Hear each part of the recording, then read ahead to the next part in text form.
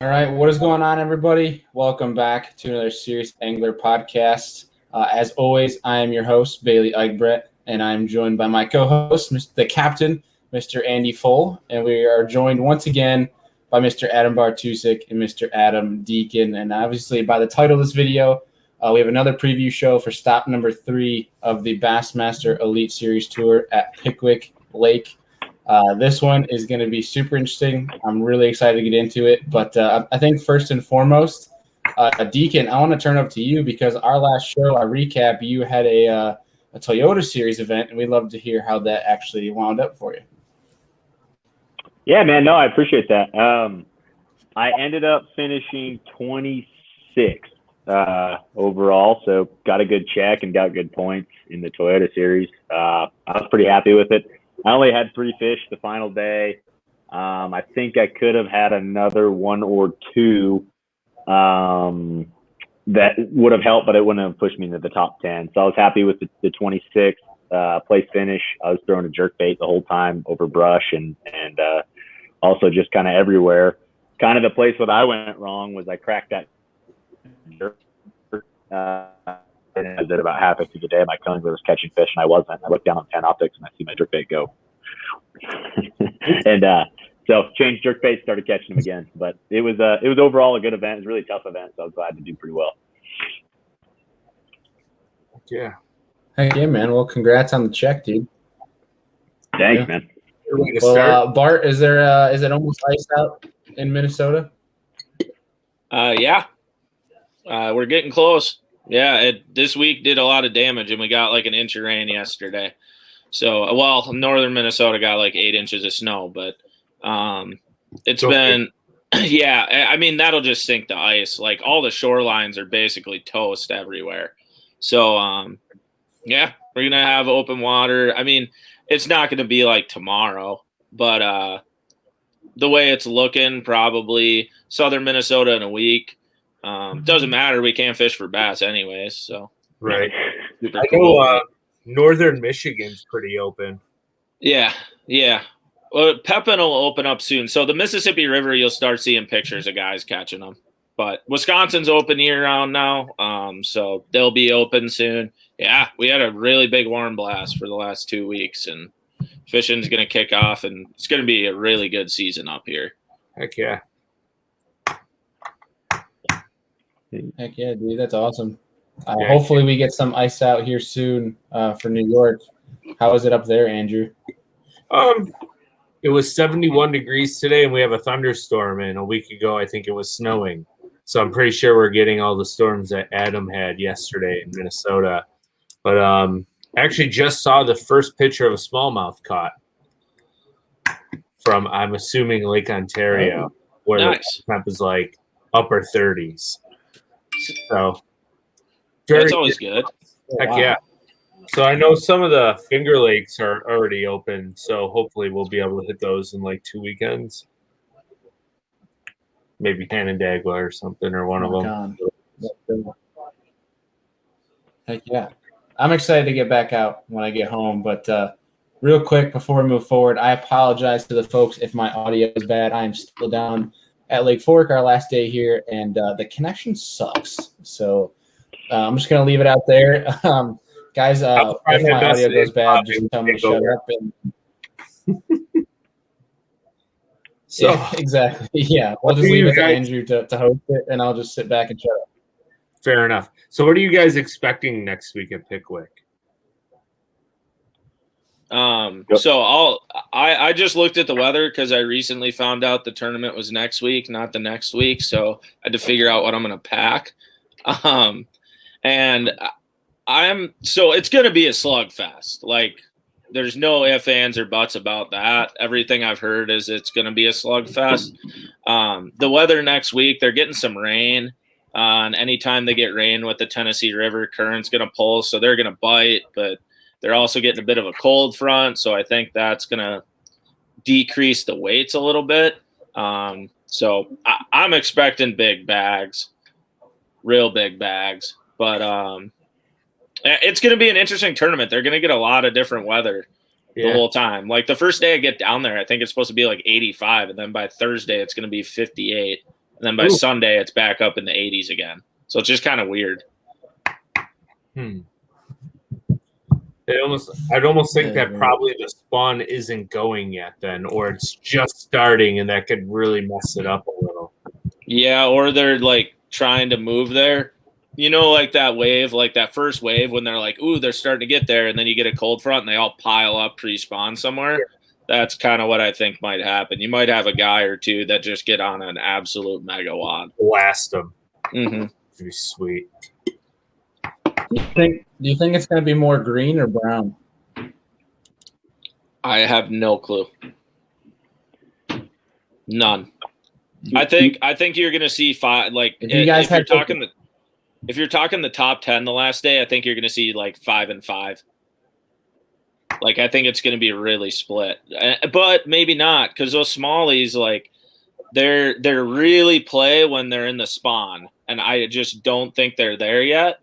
So I think that'll be a trouble. But like Pat Schlapper showed in the national championship when he was there, that was in the fall, and they're really hard to find. And I talked to him about that, and he was like, dude, I don't know if I could ever catch them like that again. But if you run into them, you're going to have 20 plus pounds. Like there's no ifs, ands, or buts about it.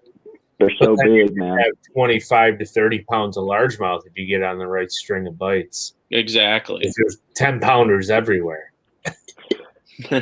I think we'll see a lot of mixed bags too, man. I mean, it's just fish are moving forward, and you know, you might pop a 5-pound smallie here, and then you go down the bank and you catch a largemouth. Like, I mean, you might have a guy run to the tail race to start the morning and catch a quick limit of mix, and then run down and flip grass or look for a largemouth.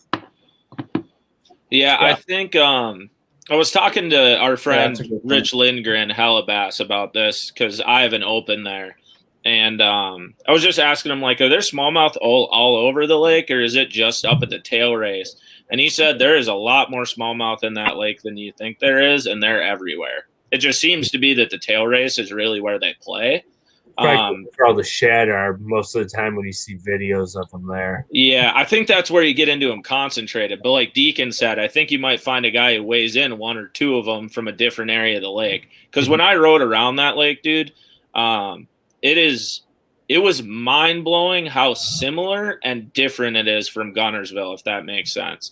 Like in terms of the grass and like the layout of the ledges and the way it looks, it's pretty, like, I thought it was pretty similar to Gunnersville. There's way more current, though. That is very apparent, way more current. But the one thing that's wild is, dude, you're running down that lake, there are rock bars everywhere. Like in the middle of the lake, there is rock everywhere. So it just shows that there's smallmouth all over that lake. I don't think they're probably as prevalent down when you get closer to the Mississippi, Tennessee area where all of a sudden it hits 3 states.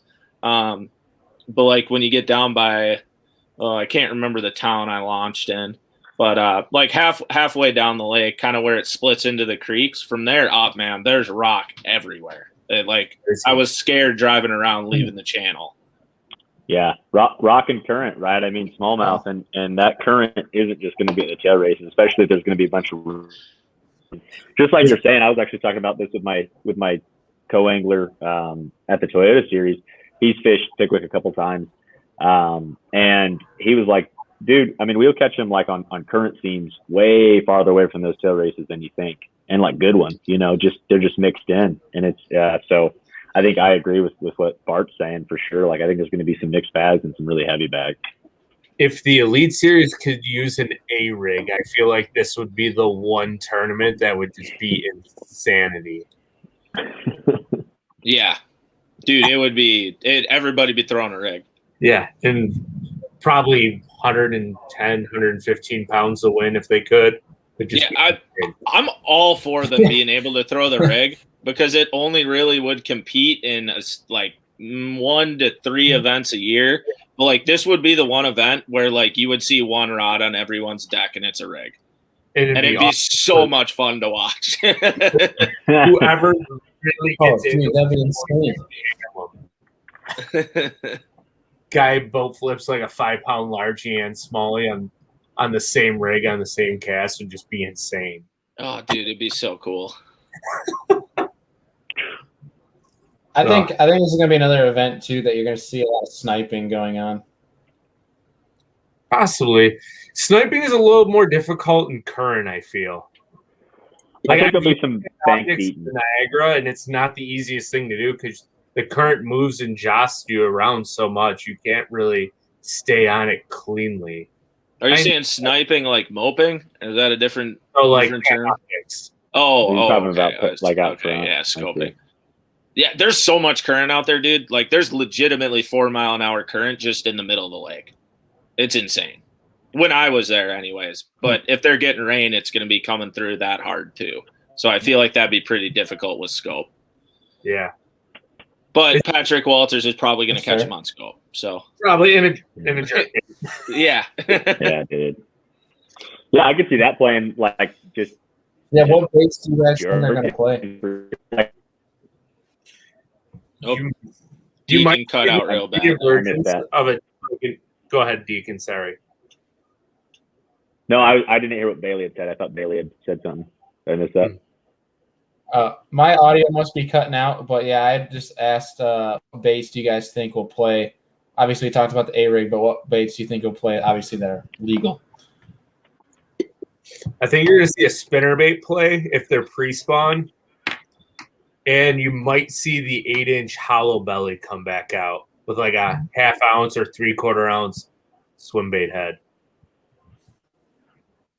I think you're going to see a lot of chatterbaiting and trapping. It's a good pick too. A lot of grass. Yeah, I think another thing, just pre-spawn, smallmouth especially too, and around grass is always good as jerkbait. I think there'll be some people throwing a jerkbait. The cool thing about this tournament is, I think on the final day, you are going to see legitimately every single person doing something different. Yeah, and that's going to just be so cool. No, this is going to be an incredible tournament to follow. And just because of the time of the year on the lake, man. I mean, you don't see it going here very often this early. So I can't wait to just see all the different how guys are going to do different things. You might even have a guy punching like old grass mats that are just starting to regrow.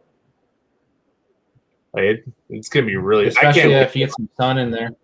Well, and there's Rich told me there's cypress trees down on the bottom end of that lake. When you get down towards Mississippi, there's cypress trees down there, so they might play. Like, it is just a wild fishery. If there's cypress trees, then you almost have to throw Greg Hackney in the mix because that guy can pick cypress trees apart like anyone.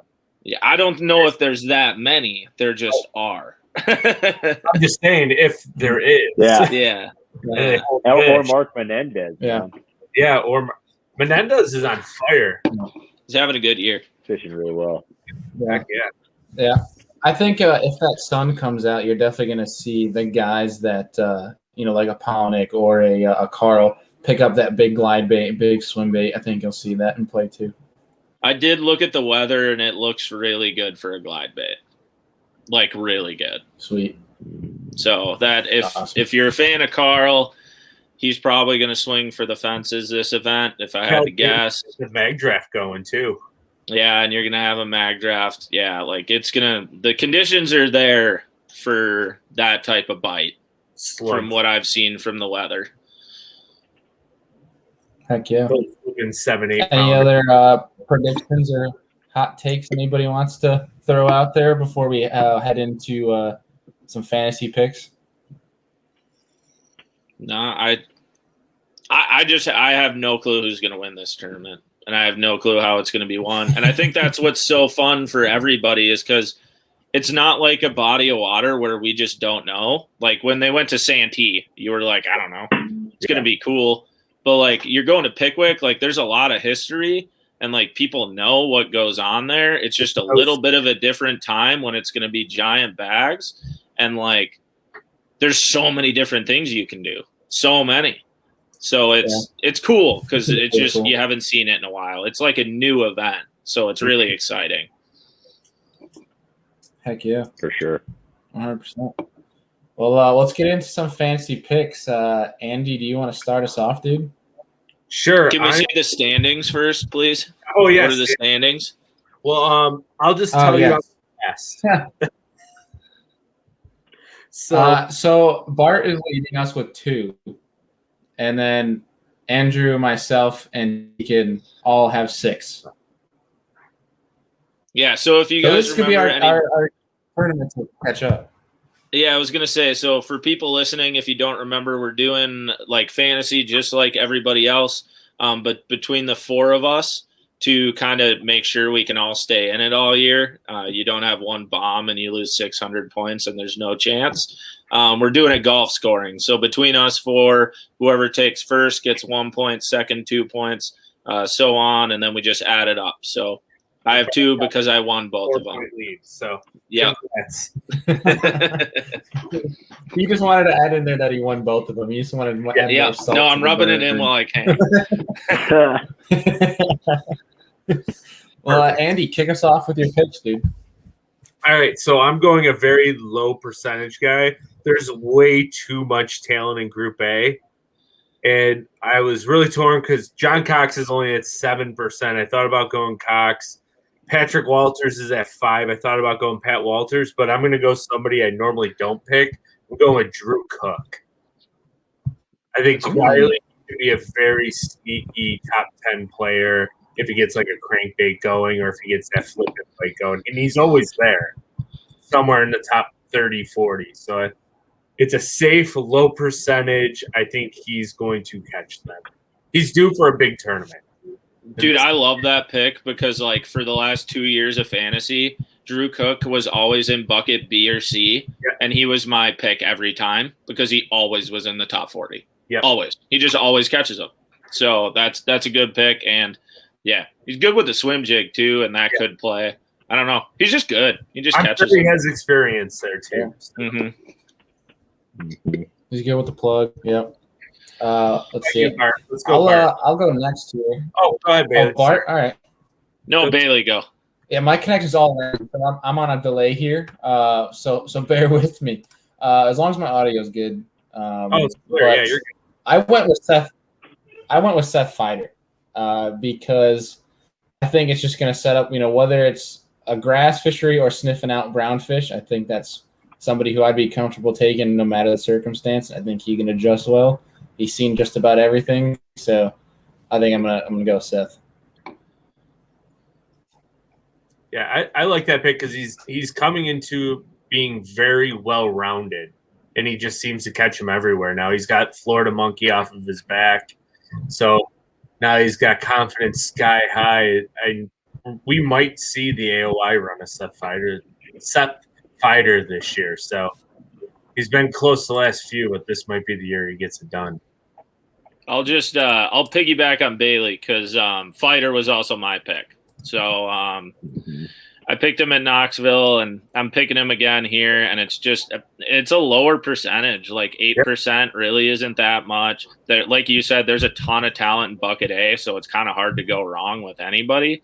But like we said, he's just kind of figured it out. He's been really good the last year and a half, 2 years. And like I've said on the other podcasts we've done this year, he is, for some reason, him and the Tennessee River get along when they're not on ledges. He just gets it, and it's cool to see. So if there's grass shallow, which there is on Pickwick, he's going to figure it out. Plus, you add in brownfish. He's a guy who's going to compete. And kind of like I said, I thought Knoxville would be the kickoff of his AOI campaign, but I think this one really could be with like a top 10 and a chance to win. Like this is his type of fishing, I think. And he loves current, Mississippi River. He's done it there. So if it's pumping a lot of current, I mean, he's just so well-rounded, man. He can do so much. He's so dangerous when he's confident, and he's confident. Yeah, I agree. I think that's a solid pick. And I was going to say, just piggybacking off of you as far as the current goes, man, if it's ripping because of the rain, like, man, he understands that so well, the Mississippi River and that kind of a thing. And he's just become really well-rounded. I also Bucket A is loaded, but I went with Patrick Walters. The guy's hot, man. More than anything, just a momentum thing. Just finished well at the Open. I don't know, just one of those, same with a lot of these guys right now, but he's just a hot pick, and it was more of just a gut check on who's hot right now. That's a low percentage. He's a 5.8%. he's always in the top 40. So it's even if he has a bad tournament, he's probably going to be in the cut. Yeah. Yeah. Oh, and speaking of that Open, I know he doesn't listen to this podcast, but because he doesn't do anything social media, but I got to give a shout out to Keith Tuma, local Minnesota hammer. Nobody even knew he was fishing the Opens until I saw he was in like 40th day one. And I was like, is that our Keith Tuma? And I looked and it was. And winning his first Open, just blasting him on the last day, like 26 plus pounds, caught an 8 and a 7, like total freaking out on stage, shaking. Like that's what it's all like. That's what the Open's about. It was so cool to see. So I gotta give a shout out to Keith Tuma. A lot of people don't know him, and they're like, "Oh, he got lucky, whatever." Dude, that guy's been taking people's money up here forever.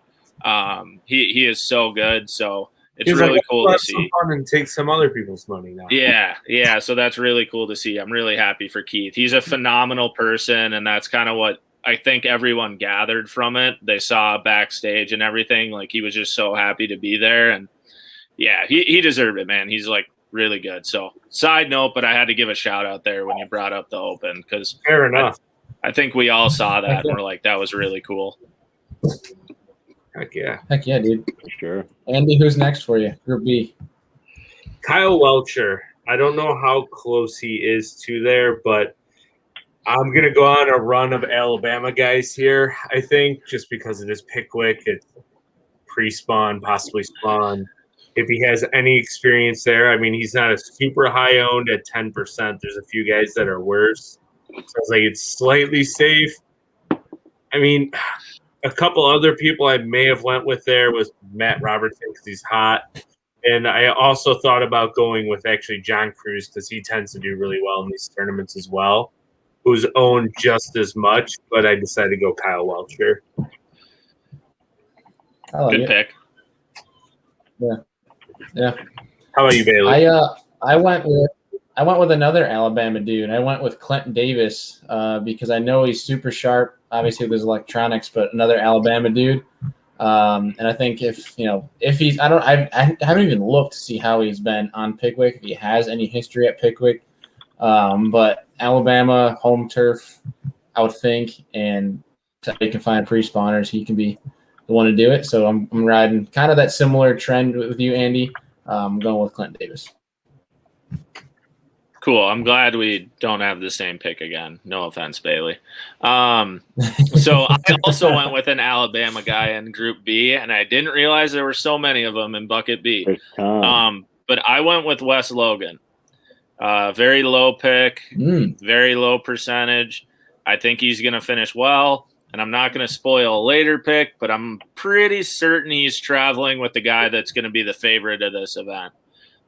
He travels in rooms with them, really good buddies with him. So I'm assuming he's got a lot of history there. So I'm literally picking him off of that. I mean, not because of his roommate, but I'm assuming that there's going to be good vibes going along there and he'll catch them there. Just Alabama angler fishing a Alabama lake. A lot of people don't have a ton of experience on. Mm-hmm. Heck yeah. Yeah.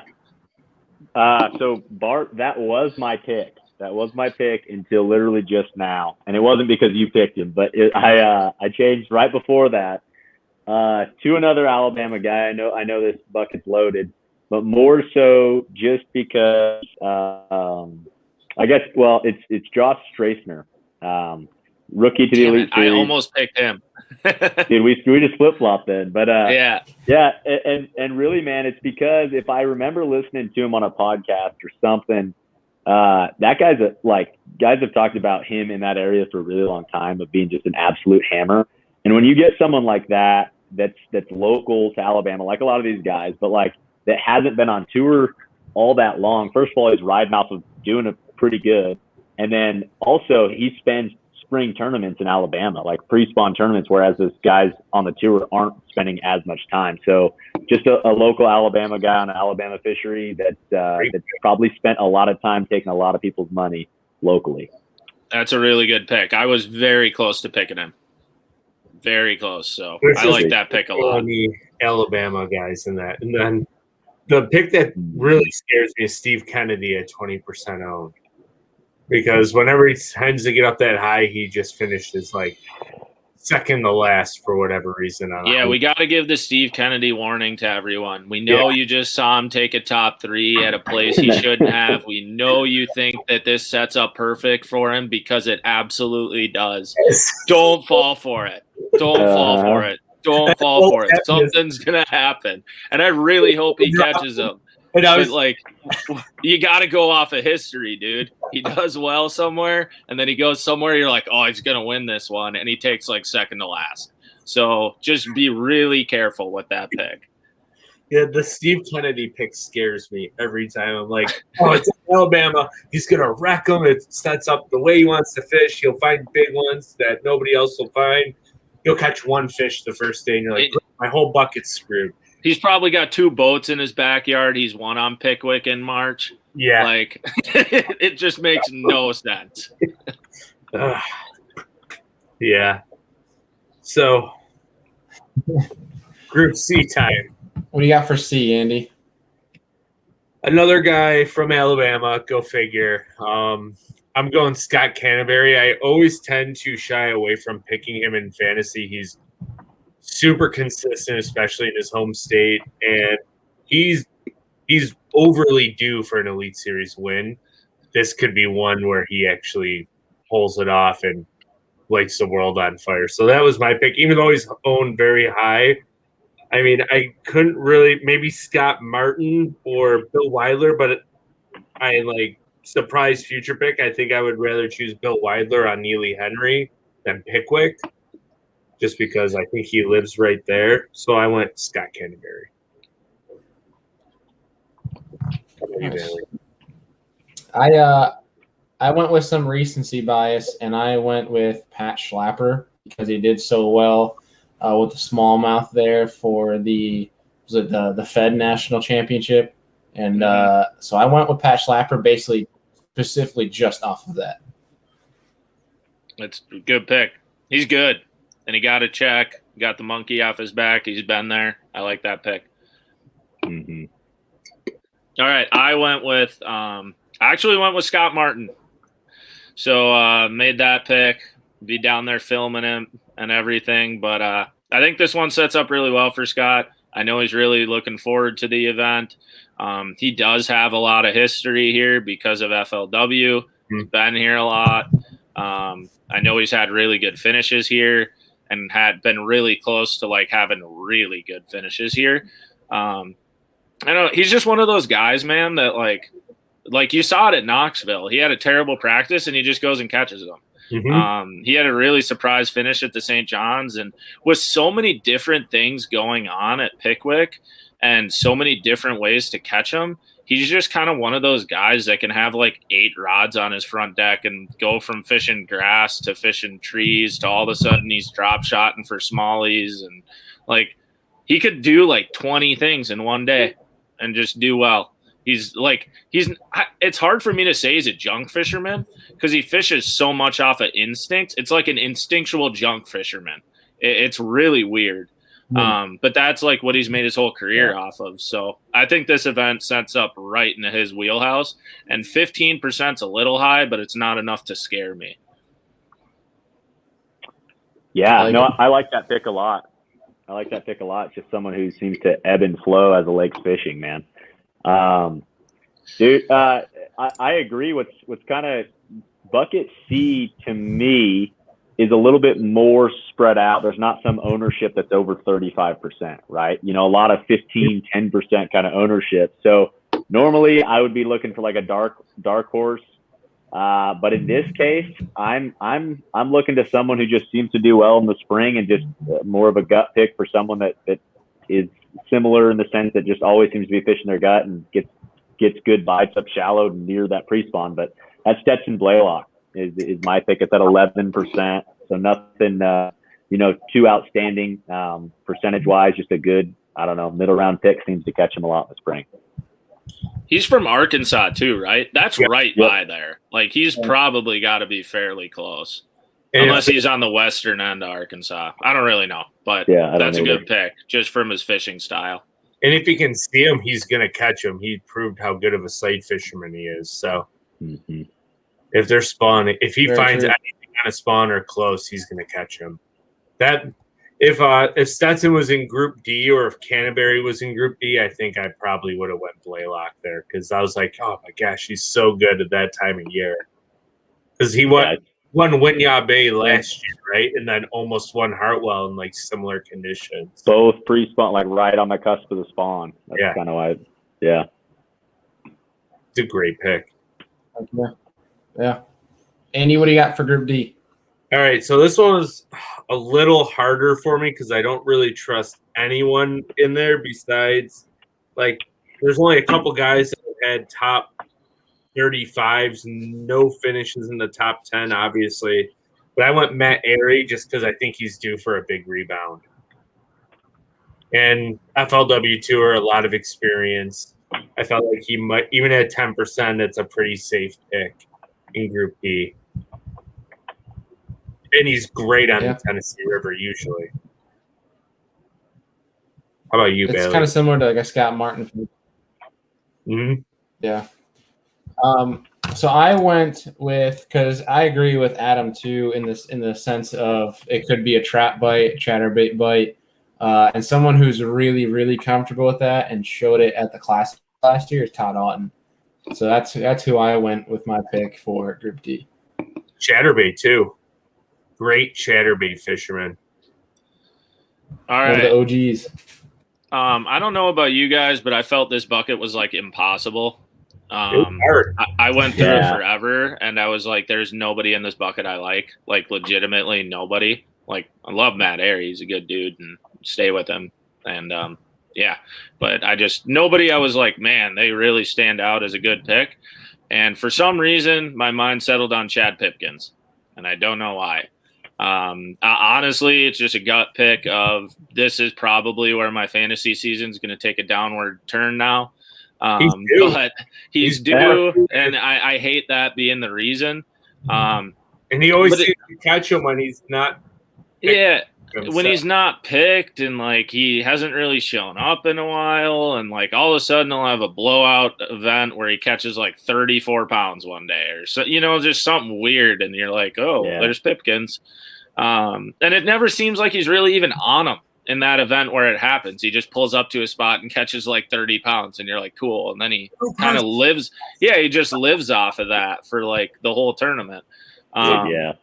But he seems really good when like those fish are getting really close to that. He is a smallmouth guy, and Tennessee River smallmouth are different.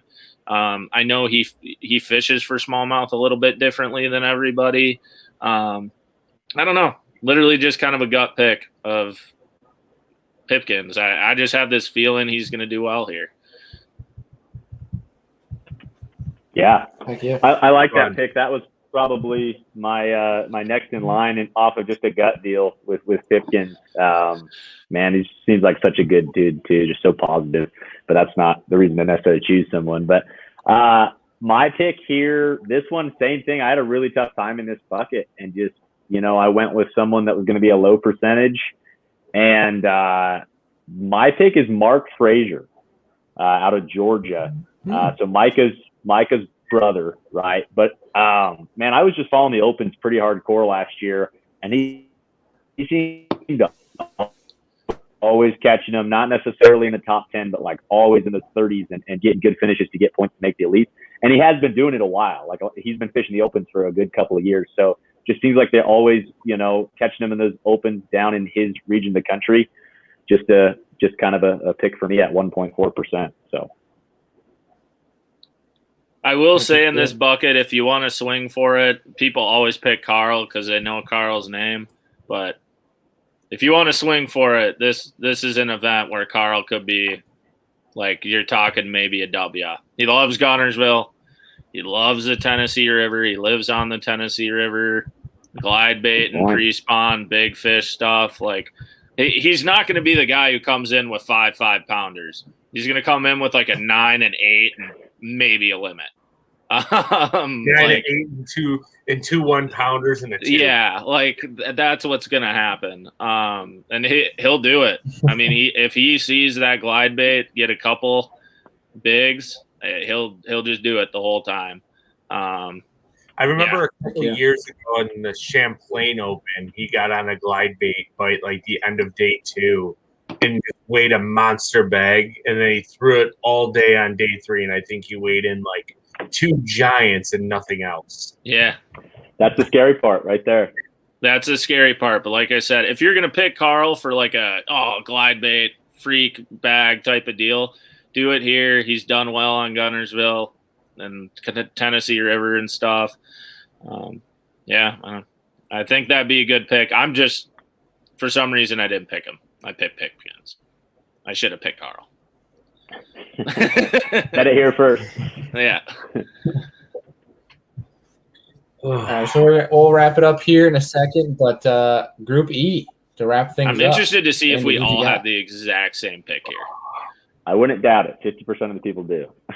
Yeah, so I mean, my gut feeling says I should pick Atkins, but the home field advantage tends to hurt people. So I am going to actually switch my pick right now, and I'm going Seldane because he has no top 50 finishes this year.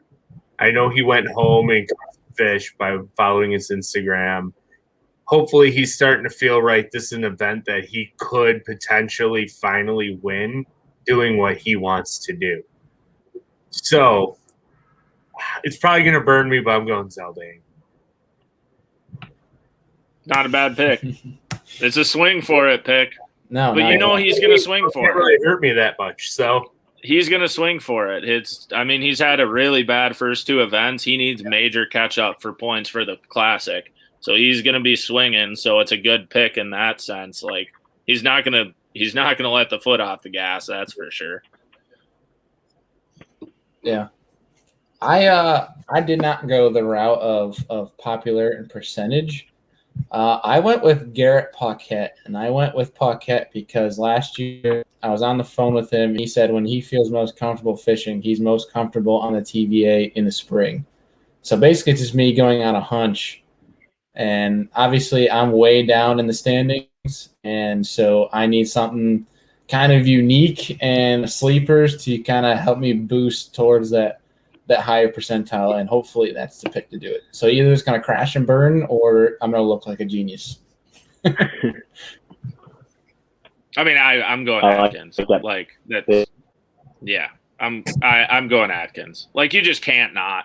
I hate the home field advantage stuff, but like there's a certain point of it, right? Like there's the like 25 to 40% picks home advantage, and then there's when you hit 50.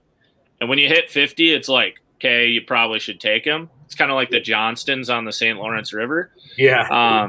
Like, dude, Atkins is a Pickwick hammer. Like, that's literally it. And I think he like lives there. Like, yeah, he literally lives in Florence. Like, he's staying at his house, which is like 2 minutes from the ramp, probably. most comfortable. Yeah. So, I'm picking Atkins. He's had a horrible first 2 events. And he's going out there and he's going to try to win it. So I just can't not pick him.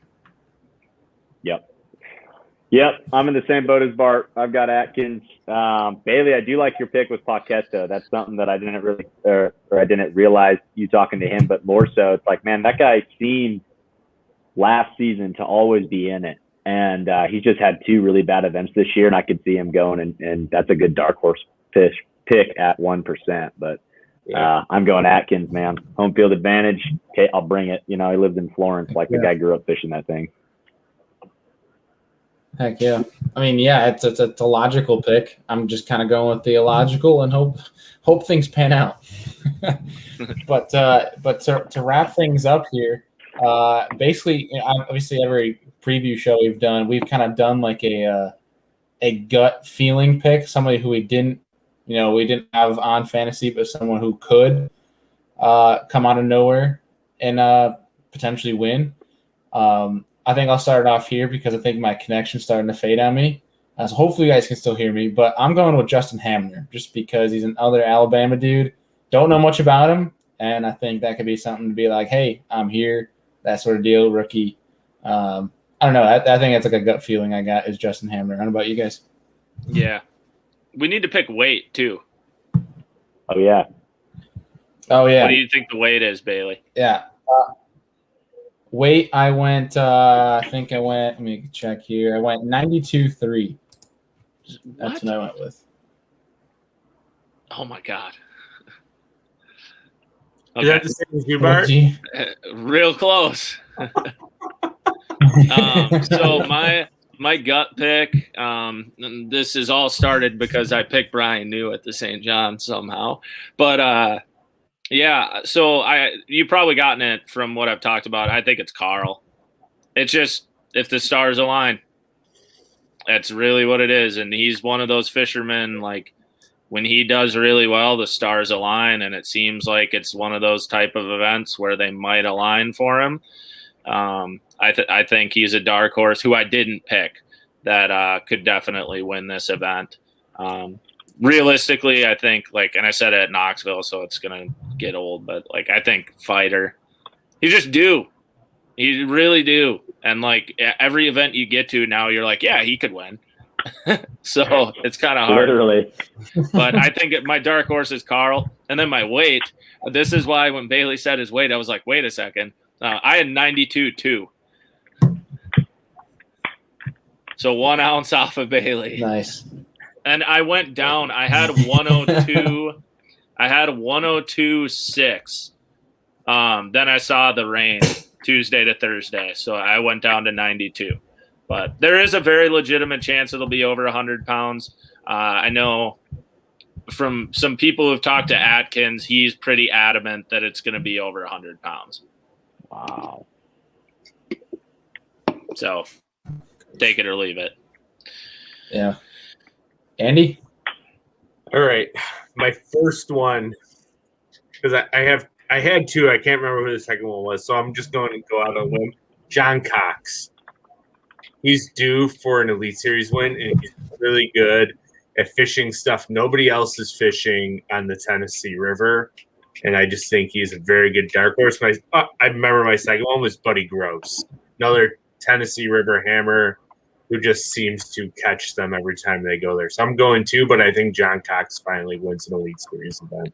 Yeah, and Cox is on what, like week 4 of fishing already? Yeah. You know, like he's just keeping it rolling. He's fresh. No, he's not fresh, but he's on. Yeah. And I think he caught him too today at Smith. Like I think he's in like the top 5. Yeah, great. He'll just keep catching them. Deacon?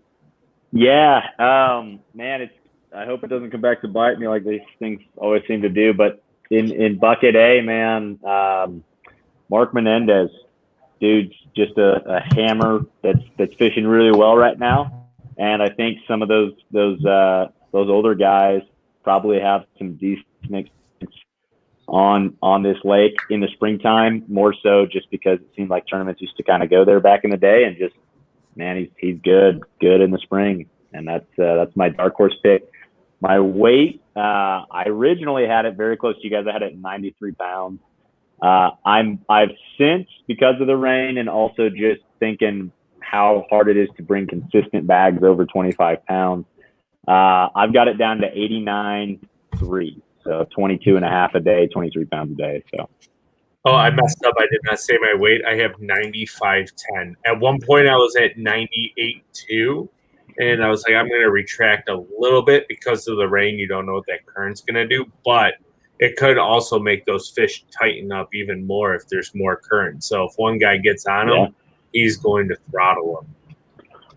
And that's just from my experience of fishing current. I have one of the most current-heavy rivers right in my back door that averages like 3 to 5 mile-an-hour currents. And if I can get smallies going on it, you can catch 4 to 5 pounders on the same current seam all day. So that's sweet. I like it. Yeah, we're all in the same ballpark. It's going to be a lot of weight. It's going to be a blast to watch. I can't wait. Yeah, this is going to be a fun one. Oh, it's going to be a whole lot of fun. I'm trying to think, what is the after Pickwick? It's what, Sabine in April? I think. Yeah, they moved it back now. Oof. That one's going to be rough. All right, so that's better than August. Everybody get your drag so we'll plan. ready. He might be 100% ownership because he's what him and Mendez are probably and Christie are probably the only three with experience there. Well, Fighter, but yeah, I'm not picking Fighter there. He hates that place. Yeah. It's like a buggy swamp. You can't even go into the good water because a lot of it's closed in Louisiana. All right. Ugh. So that's what, the 8th to 11th of April? Yep. Oh, wow. So they just leave Pickwick and go right to. So then what we'll do. Yeah, I mean, I think they have a couple weeks in between because it is. They got Monday. A week in between, or 2 weeks in between. So we have to do what, the recap next. So I think what we'll do, like, for the folks, we'll do next. Not next Thursday. Thursday the 25th, we'll have our recap show for Pickwick, and then excuse me, not on Thursday. The Friday the 26th, we'll have that recap show.